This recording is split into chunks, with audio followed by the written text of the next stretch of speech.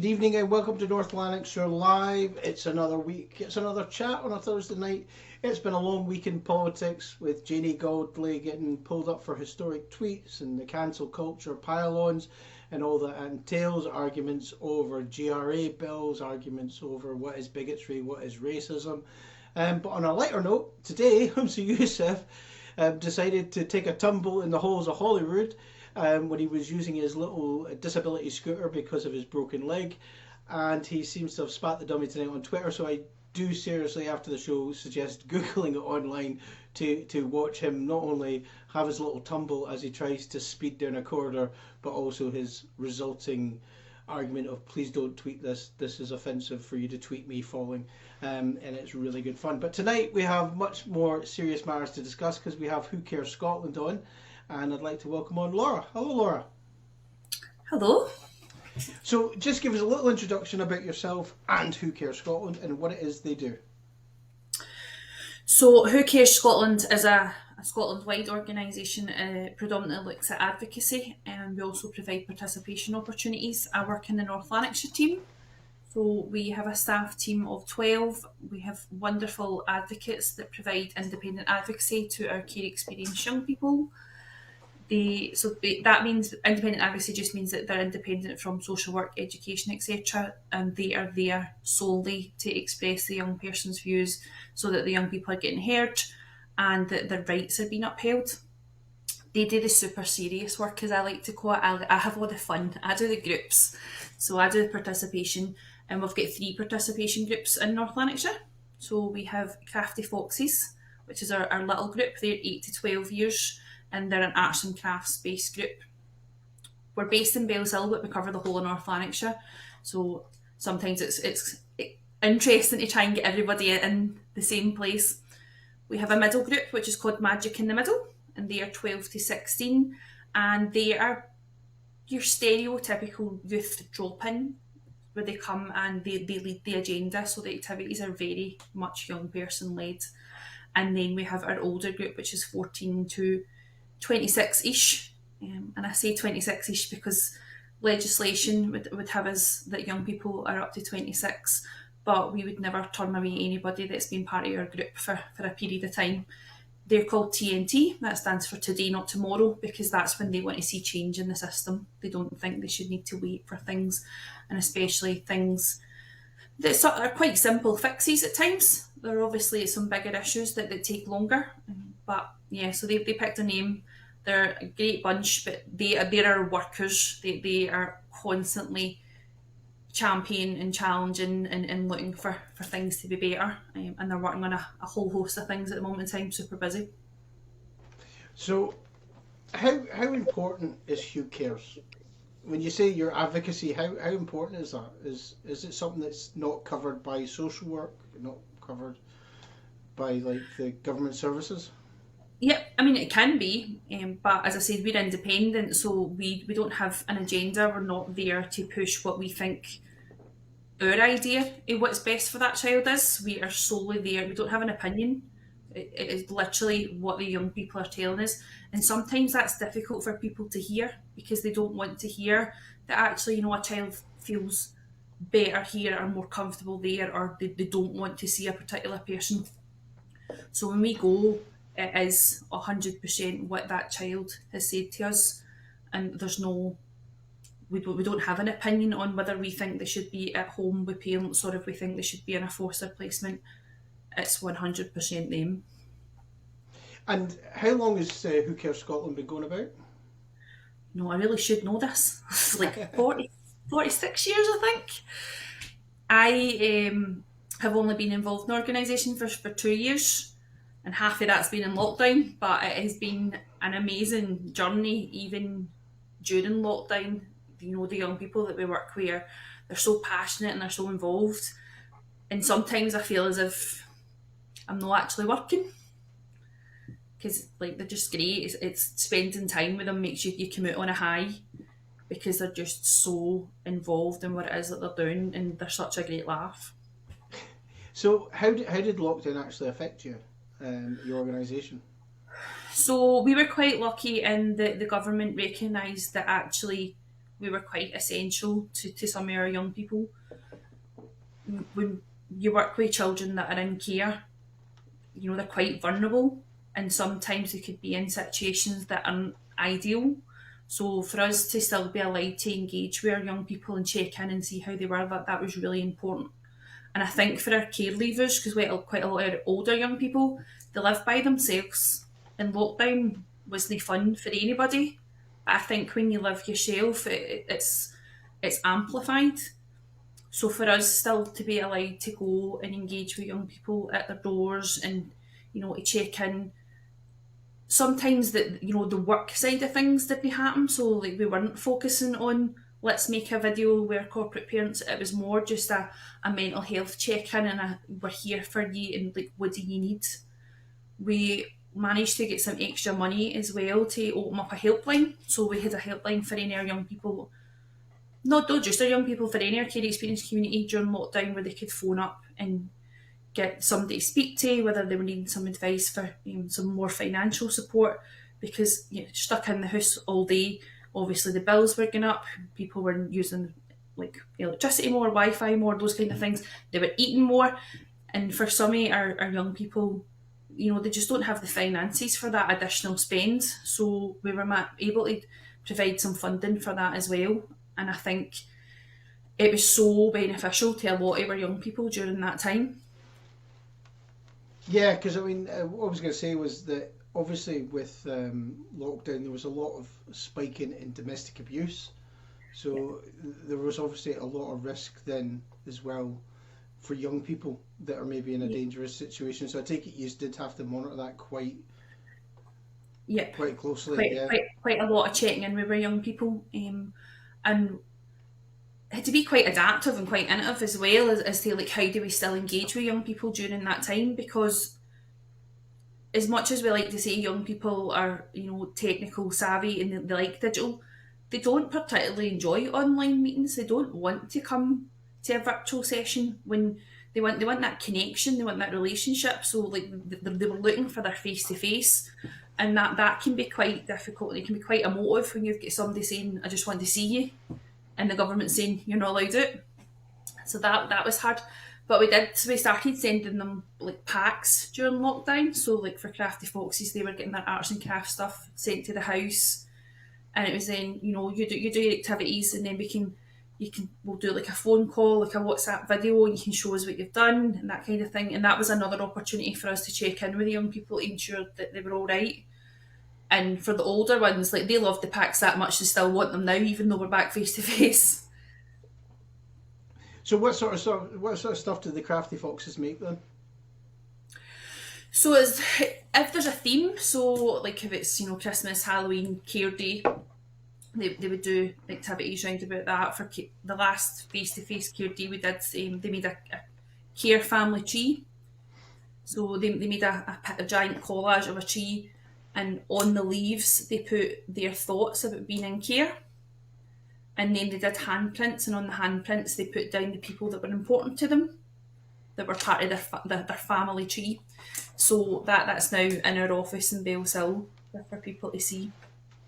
So how, obviously you work with young people for long periods of time. Is there quite a high success rate for Who Cares Scotland in terms of people with your advocacy group, with people getting out of care and being able to leave, I don't want to say like lead a normal life, but do you know what I mean? Someone that's getting the right care at the right time as they go into adulthood.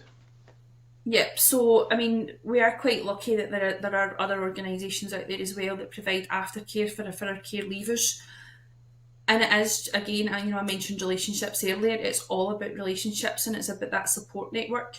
Some of our young people don't have family members that can provide support, and it's about making sure that they know that we're there for them, but also that we can signpost them onto the relevant agencies that can provide additionality. And do you work in partnership with lots of other organisations and with the government as well? Is there a lot of back and forth? Yep, so I mentioned TNT earlier. They are part of North Lanarkshire Champions Board. So they're the Children's Champions Board. And then the whole Champions Board is made up of decision makers. So it's like the chief executive of the council, the head of children and family social work, education, NHS, police, fire, SDS, New College, Lanarkshire. So like the people that actually can make decisions there and then. And our young people get access to them 4 times a year, where they take information and say, you know, these are the issues that are affecting our care community. How do we fix this? These are the things that are really important to us. How can we support that? How can we get information out there? And to have access to those people and to have them actually listen to what the young people are saying, you know, it's invaluable. And the government have been really great during lockdown as well. As I said, that, you know, they gave us money to do like winter aid. They've just gave us money during the summer there to do like a summer programme where 16 plus, which was an opportunity for some of our young people to do things that they might not necessarily get access to. But also it takes away that stigma of like going back after the summer holidays to like school or college and your peers have engaged in activities and you might not have. So it was really good for us to have that money and be able to provide opportunities. I mean, the trampolining was a bit dodgy, but the rest of it was all right. Always is. How do young people actually access Who Cares? Are they referred, or do they have to? Can they contact you or? So in terms of the advocacy, they can make a self-referral, or that can be any other organisation that's involved with them. So if social worker or education or anybody that's involved with them wants to put in a referral, they can, or the young people can do it themselves. It's dead simple. They just go into the Who Cares Scotland website. There's a wee tab at the top that says Get Advocacy, and you fill out like a 5-minute form. In North Lanarkshire, we have weekly allocation meetings, so the referrals get looked at weekly. So ideally, people aren't waiting too long before they get that support. For the groups, they just contact myself and tell me they're coming. Yeah, so I mean, it is kind of open to all young people then, yeah? Yeah. So, I mean, it's Who Cares Scotland, but you're based in North Lanarkshire, but I take it there is Who Cares all over Scotland, yeah? Yep, so we're in 29 or 30 of the local authorities in Scotland. So as well as having local opportunities, we do national events as well. So one in like TNT were involved in a national event where they engaged with the universities in Glasgow and the First Minister, and they were looking at the guaranteed offer for care experience young people when they go to access university. We do, well, pre-COVID, we do a summer camp. So there's like an over 16 and under 16s summer camp. We do a love rally where basically we march through Glasgow to raise awareness that young people who are care experienced shouldn't need to ask to be loved. Like everybody should be loved and nobody should feel unloved. And it can be quite controversial because people don't necessarily like to use the word love when we're talking about working with young people. But that's what we kind of try to tackle, because like why would we not tell our young people that they're loved? Why would we not show them that they're important to us? So well, we do that. It tends to be a misunderstanding of the word as well, Yes. and context is everything. If you're going up to random kids saying I love you, that's kind of weird. But you know, if a love and a paternal platonic love, and it's understood that way, then it's a good thing to reinforce.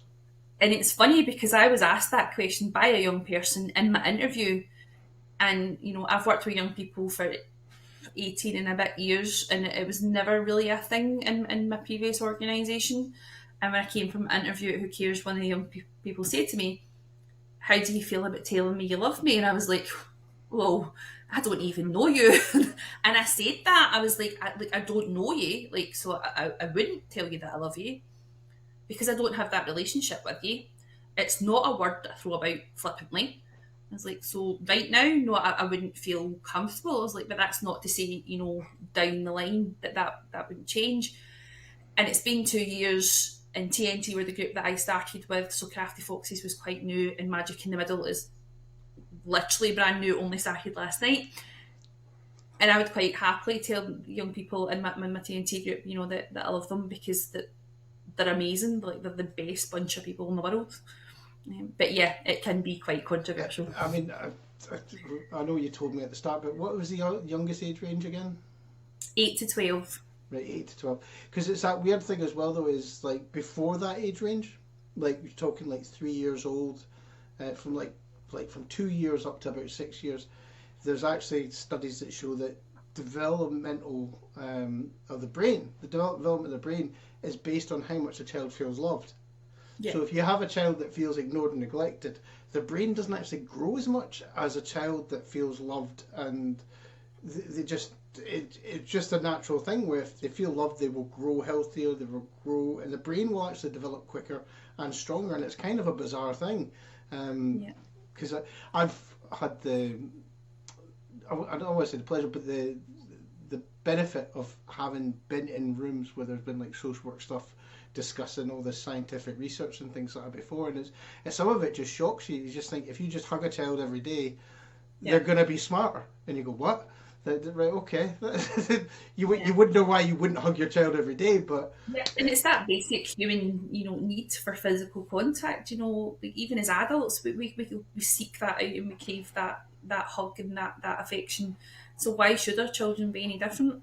And I mentioned earlier, like engaging with corporate parents. So any young person that's in care, the council, NHS, elected members, because they're classed as corporate parents. And part of that corporate parent responsibility is that you technically become the parent of that young person, and you would hug your own child and you would tell your own child you love them. So why should these children and young people be any different, especially when they might not have the family circumstance where that's happening on a regular basis?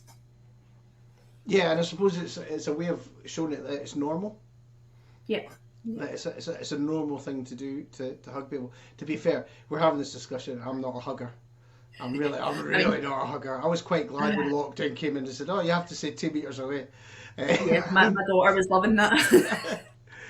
um, so yeah, coming out of lockdown, and now obviously they're talking about the vaccines coming and things like that.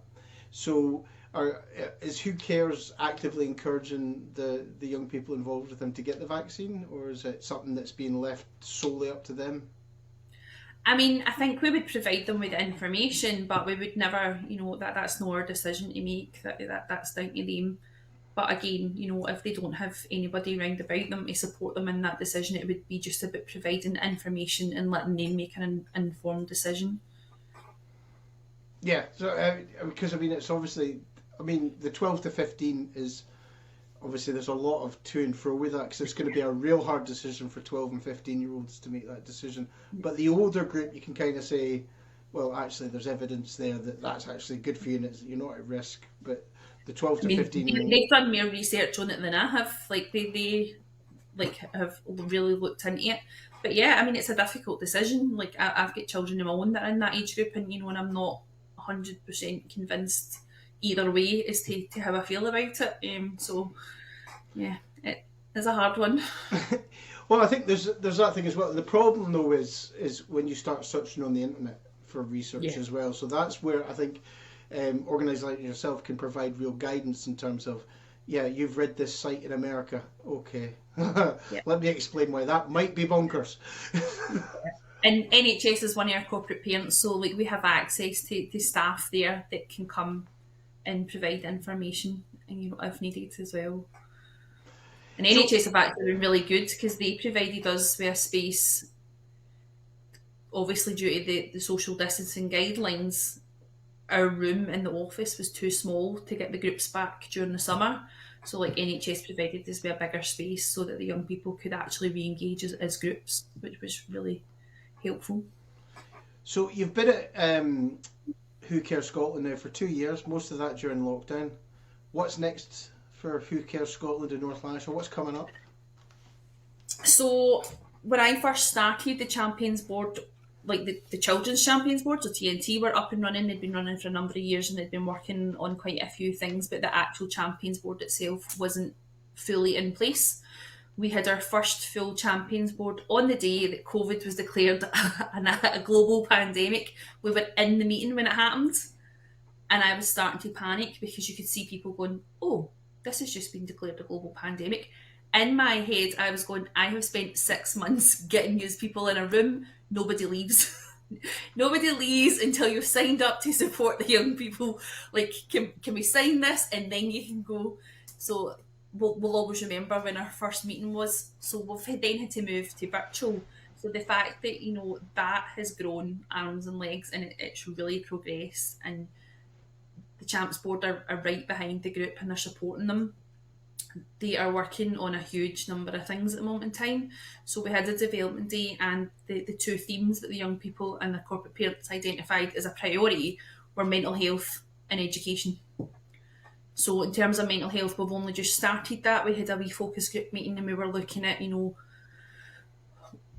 what are the mental health supports that are in place, you know, what works well, what needs changed, and we're trying to put our thoughts into a survey so we can then go and speak to other care experience young people in North Lanarkshire and get their thoughts as well, so that we can take that to the Champs Board and say, this is what your care experience community are saying about mental health support in North Lanarkshire.